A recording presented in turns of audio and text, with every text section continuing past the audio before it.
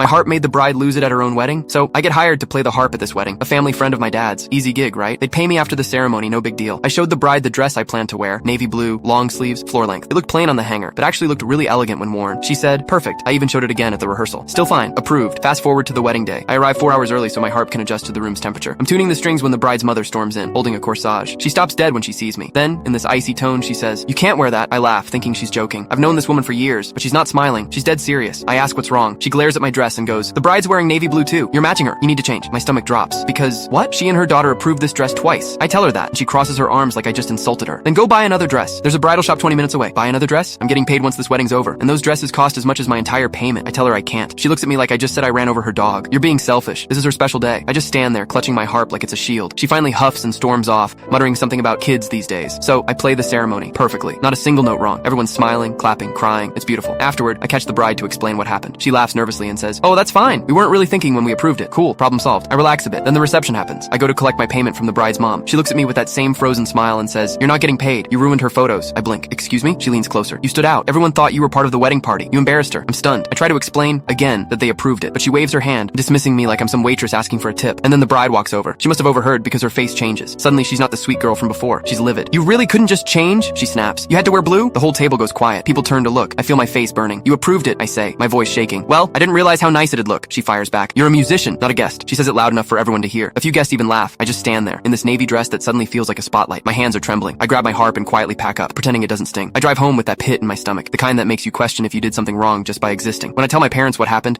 my dad is furious. He calls his friend, the groom's father, and explains everything. The next morning, I get a message. Check your account. The payment's there. Full amount. Later that day, I hear the father of the groom confronted them both, the bride and her mom, in front of their family. Apparently, he said, if you humiliate someone over your own poor planning, maybe you shouldn't be hosting a wedding. I wish I'd seen their faces. But honestly, the best part? A week later, one of their guests reached out. She's getting married next spring, and she said, I want you to play at my wedding in that same blue dress. Cut.